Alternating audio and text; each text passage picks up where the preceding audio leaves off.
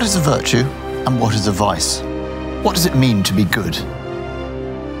These are questions we ask ourselves in relation to society, oneself, and perhaps one's God.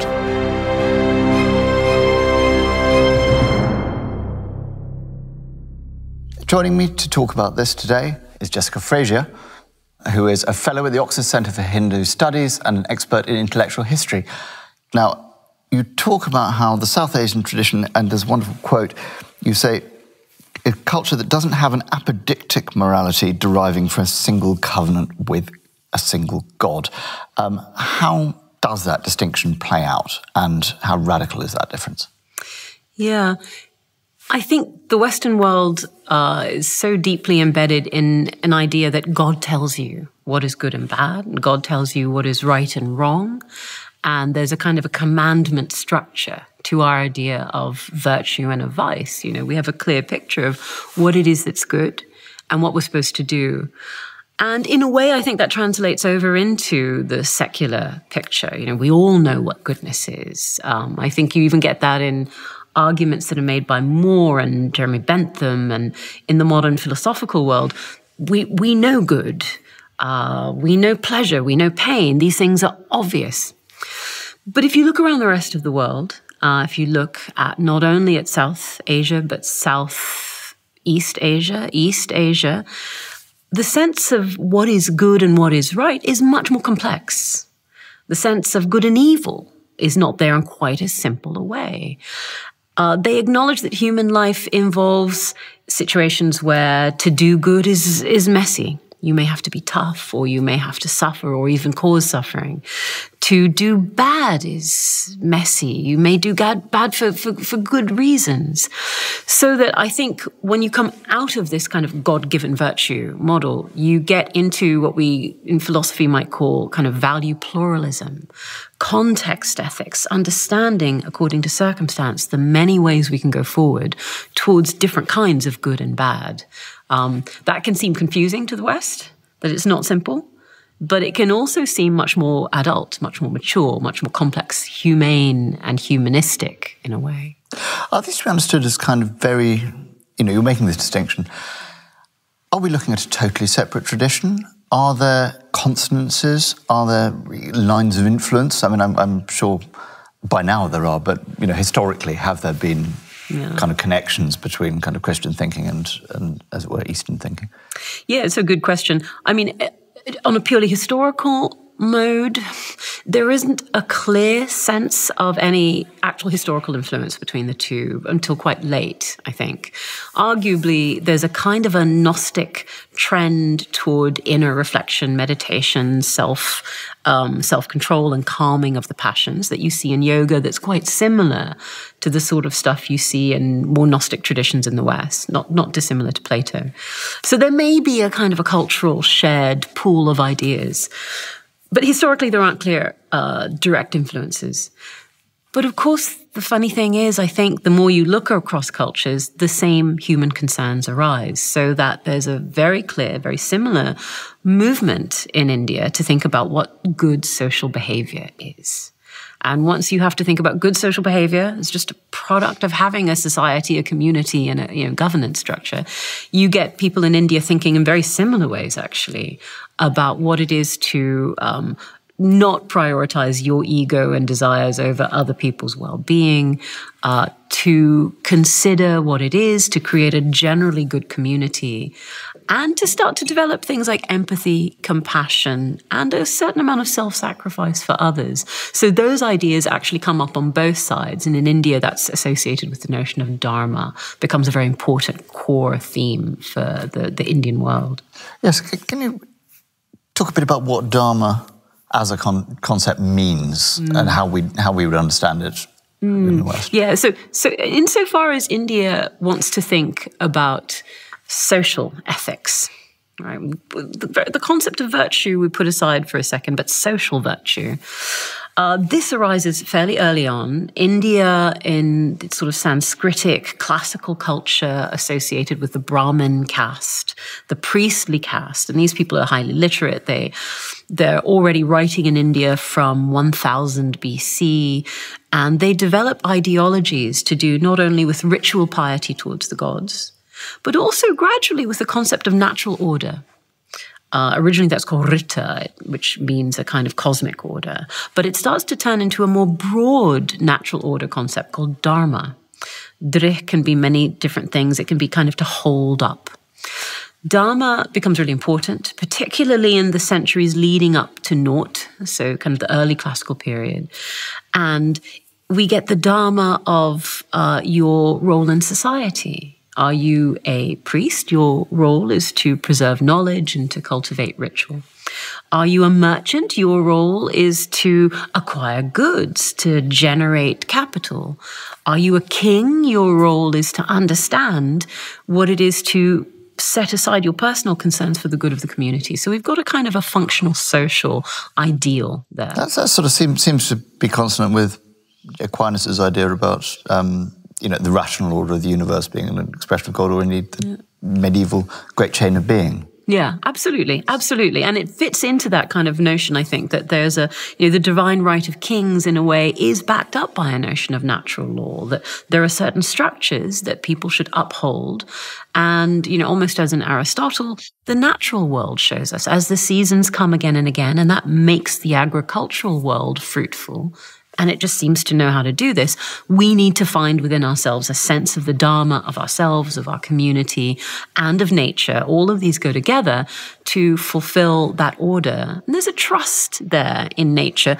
If you can find that natural pattern of things and give into it and help to cultivate it, to participate in it, everything will work out. You don't need to struggle against the world. The world has a kind of a smooth groove into which you have to lean. So it's in some ways a very positive model, although, of course, politics can come in and the Brahmins can start to use this to advance their own well-being. So it becomes also a way in which social injustice can enter. Of course. I mean, we'll return to that maybe, but what else could get a sense, you say it's a natural thing, it's, as it were, you don't need too many prohibitions and things.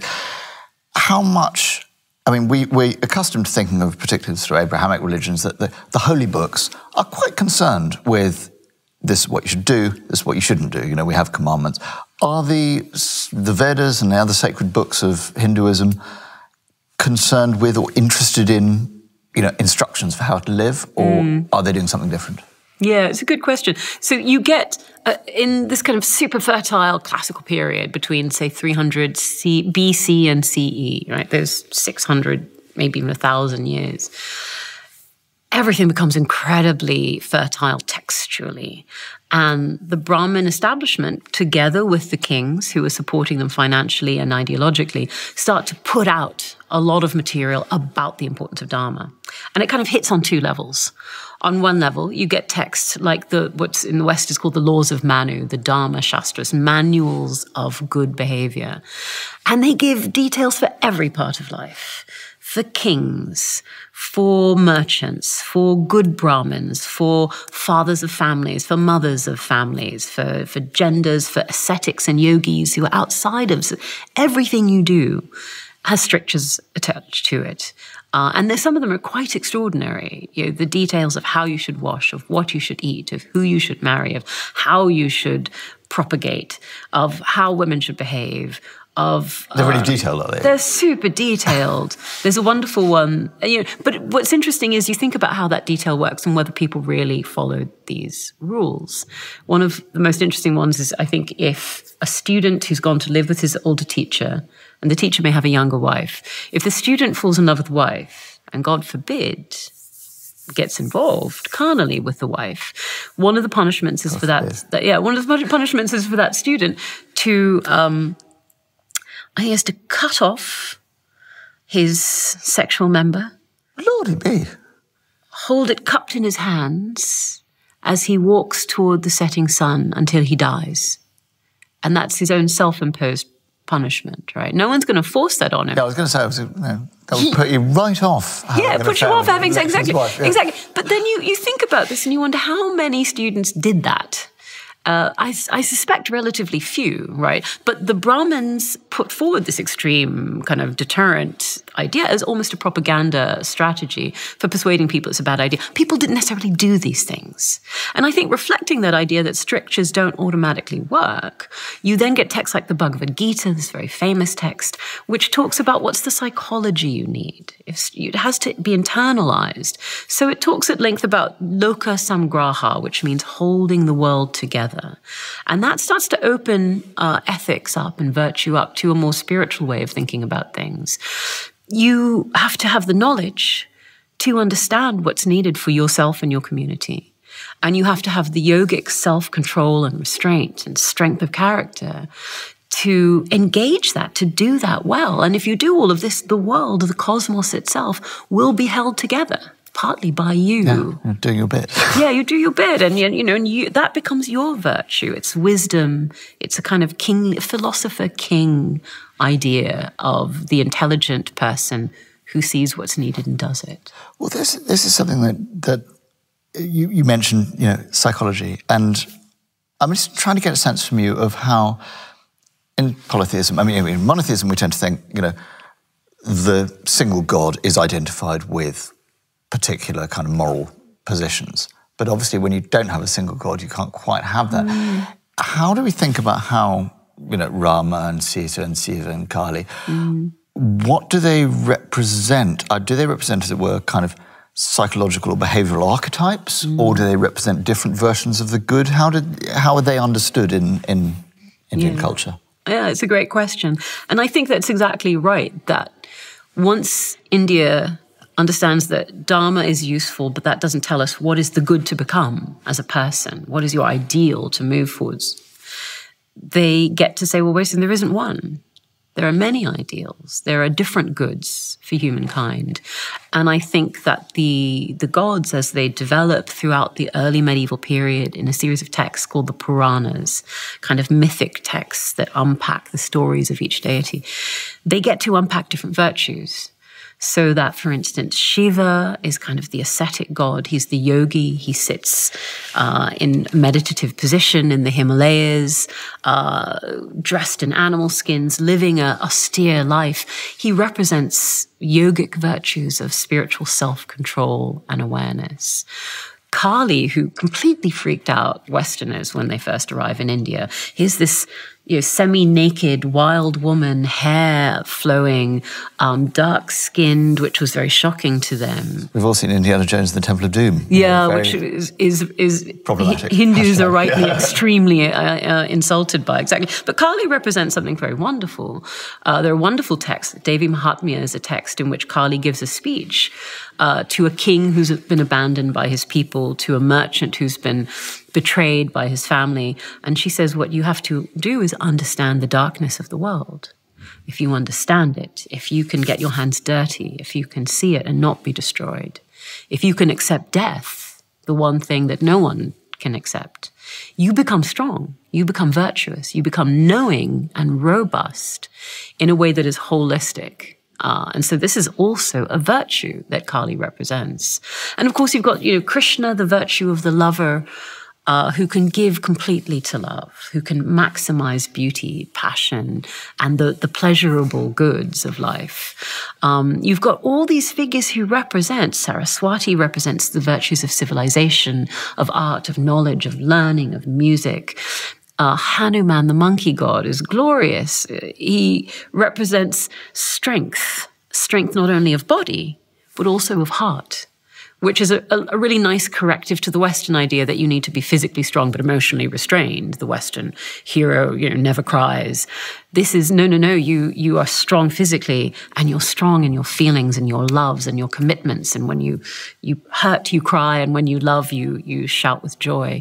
So exactly that. You get a plurality of virtues all expressed through these very different deities. And it's a sense that you sort of pick and choose, as in, if you're in that tradition, you go, this god's my guy. Yeah. I mean, it's interesting because your region may have a preferred deity, your family may have a preferred deity, but everyone in Hinduism gets to choose what's called their Ishta Devata, their desired, their personal preferred deity, who they give their hearts to. And who, in a sense, becomes a kind of a guiding light in their life. But I think it is a recognition of that plurality. When a Hindu goes to the temple, almost every temple across the range of Hinduism may have one god at the front, but all the deities are there. And at certain times in your life, you need Shiva for that strength and clarity. Sometimes you need Kali to help you face the dark. And other times you'll need Rama, who represents sovereign goodness and virtue for his community. All of these characters are there because humanity and human life is super complex.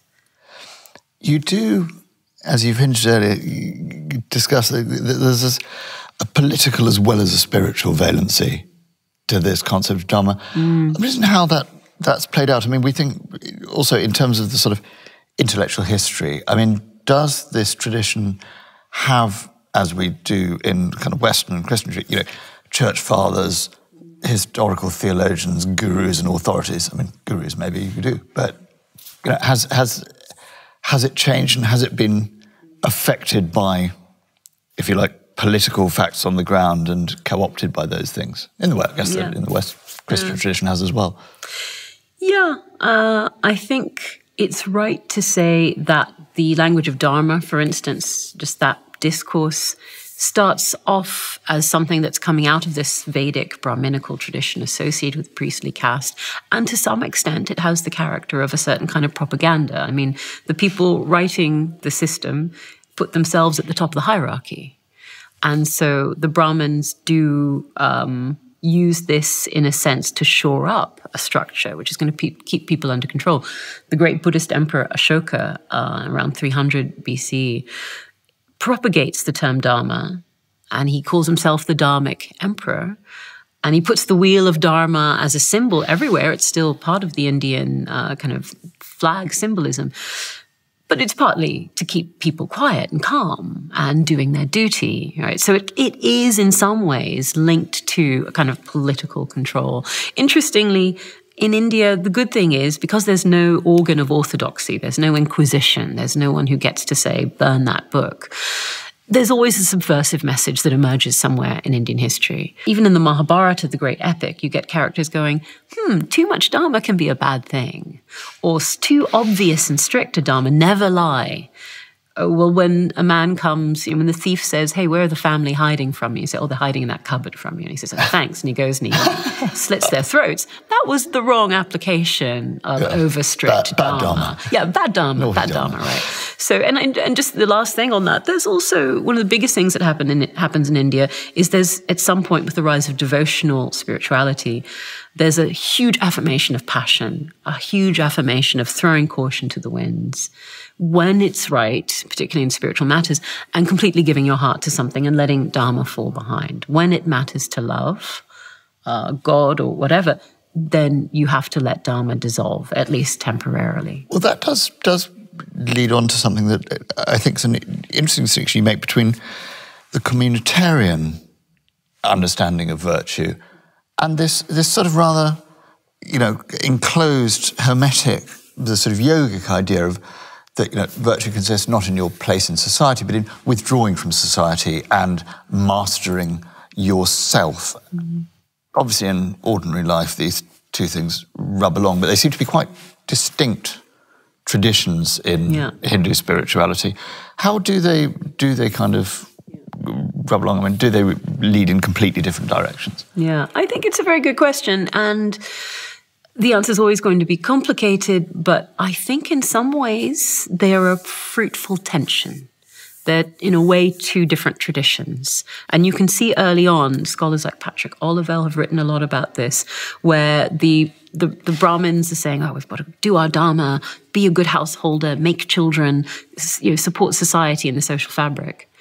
And then you see evidence of an increasingly large number of ascetics, yogis, this happens all over the world, leaving behind society, saying, if you don't agree with this, leave it behind. Come and join an alternative community of yogis and ascetics who are living in the forest and pursuing spiritual goals. And there's a friction between them. There's a certain amount of rhetoric we can see from both sides saying, oh God, you don't want to be one of those banal householder, domestic dharma doers. And they're saying you don't want to be one of these irresponsible, homeless, feckless yogis prioritizing liberation over, the group. So there's a little tension there. And a lot of what happens in the whole of the history is to try and bring them together. Rama, the great king, is shown as spending years in the forest as an ascetic. So he unites the two. And again, text keeps suggesting to us that we can bring the two together. It's the genius of the Bhagavad Gita, which many Hindus still read. Very cleverly, it says, you can do your dharma and be a yogi on the inside, right? Good citizen on the outside, spiritual yogi on the inside. And so it's trying to give both to everybody. And the two traditions will continue. Is there a sort of sense that that's a kind of slightly panicky, if everyone goes off and becomes a sannyasin, society is screwed. Let's find a way of encouraging people to be, you could be a sannyasin without going anywhere. Yeah, absolutely. And that's absolutely. A political move. Yeah. Rather than a theological one. I think it's both. Like, I love the Bhagavad Gita. It's a beautiful text, but it's definitely partly trying to persuade people not to leave home. In a way, it's the 50s saying, I know you want to become a yogi and go to California and sit around the fire and play, find yourself, but please don't do that. Please stay home. You can listen to the records at home and find yourself at home, right? So it is trying to head off the more extreme side of things. The virtue, again, of South Asia is that it's too large to be controlled. So actually, even contemporary India still has one of the world's largest communities of active ascetics living outside the normal social kind of structure, so that they didn't succeed fully, and one of those groups went off and became Buddhism and took over half the rest of Asia. So it's not that they fully succeeded. But maybe this is also something that humans are always struggling with, that there is, every young person who thinks, I would like to go and choose the harder path, strike out towards virtue of a profound spiritual kind that will elevate myself and my soul and make me perhaps reach a higher level of human experience and becoming. But what am I going to do about family, about home? Do I really want to give up having a house, a job, going to college? I think I had that moment at 18. I'm like, I could go to college or I could go sit in a cave somewhere. Which will I do? And most of us think, I'll go to college first and I'll go to the cave later. And then you never get to the cave. Yeah, exactly, right? So, India tries to create conduits for both and kind of succeeds more than almost any culture I know. Other cultures come up with monastic systems to create a place for those who want to devote themselves to more radical forms of virtue. And that works as an institution, but even that's a struggle. Francis of Assisi has to struggle not to become a property-owning institution within the church. He wants to keep that purity. It's always hard, I think, in every culture. And that struggle goes on today in a way. And how well, as you say, we've got one of these traditions takes off and becomes Buddhism. India is huge. It's got, it is the proverbial melting pot of a number of different religious traditions. Given the sort of incipient pluralism and, multivalent qualities, how well do all these traditions rub along? Is the Hindu tradition something that's amenable to secularism, if you like? Does it just find it easy to accommodate multiple religious traditions within its and it raises interesting questions about what we mean by secularism, right? Yeah. So traditionally, India was one of the best cultures in the world, I think, at accepting multiple traditions. I think Asia actually generally is very good at this. If you go to Japan, Shinto and elements of Taoism and elements of Buddhism live very happily. If you go to even to Indonesia or Malaysia, if you spend time there, traditionally, the Chinese, the local indigenous religions, Christian, Muslim, they all kind of mix in quite well together. So I think the Western idea that there's one creed, you've got to follow one God with his morality and virtues, is a particular, it's almost like actually a cul-de-sac of history. The majority of cultures don't expect everyone to do the same thing. And that's worked very well. Of course, politics can change things. India is, in some ways, I think, that Hindu virtues, as they're being framed in the current world, are being promoted as national virtues. Talk about Modi's attempt to kind of remake India as a... I think that there's a kind of the BJP, and there's a lot of discourse about trying to turn those kind of religious virtues. And this goes into a longer history of debate. Gandhi caught a lot of flack, as well as doing a lot of good from people like Rabindranath Tagore and so on. But in saying that, we can use these Hindu ideas, satyagraha, virtue, etc., to help create a better India, it opens the door potentially to one religion and its values and virtues becoming the dominant discourse. And that's complicated because India, just as you said, is too big for that. There's going to be Muslim culture, which has always been an important part of Indian culture. Buddhist culture is still there, Jainism, Christianity, so many different groups. And Hinduism itself is more than one thing, that in order to create a single kind of text of what is the proper Hindu way of doing things, they've had to kind of constrain and to some extent make an artificial version of Hinduism. Interesting project, but with complicated implications, I think, for the society. What has, you've said that they are separate traditions, but in the last 100 or 200 years, what has Indian contact with the West done to modify the Hindu ideas of vice and virtue, as you understand it? Yeah, interesting. I think there was a lot of impact from the arrival of the kind of colonial world into South Asia, particularly on the intelligentsia, shall we say. You can see the everyday people at a certain level, the Hinduism and the Indian culture and of the village, if you like, stays relatively intact. But the intelligentsia, if you like, the middle classes, the educated classes, did start to try and generate a version of Hinduism that would look good to the West, in the Western university and to the Western missionary. And there's a huge apologetic project which comes out, which, it produced some positive things. It got Hindus to think about their own values, virtues, and how they should be socially implemented. And there's a huge group, what's called the Bengal Renaissance, the Brahmo Samaj groups, who decided to try and reform Hinduism. And some of that was very important. It made them think in a new way about caste, for instance, and about gender.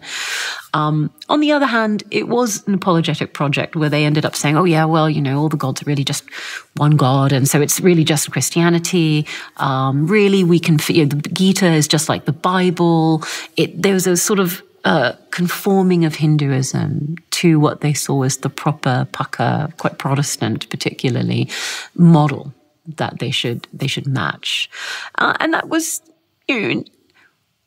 in some ways, it was part of the organic change in response to a new culture. And again, important thinkers came out of that. Swami Vivekananda, who went to the Chicago Parliament of World Religions in the 1890s and helped to promote an understanding of Hinduism, was in some ways involved in that. But it is true, it created a certain kind of sanitized version of Hinduism. And characters like Kali, the more complex, but in some ways more interesting, more novel insights got pushed aside. So I think there's still a project that we have now of trying to make sense of this Hindu picture to the university establishment, to the contemporary global media, and show what insights it has to bring to our own thinking about virtue today. Well, you're the person to do that. Jessica Frazier, thank you very much indeed.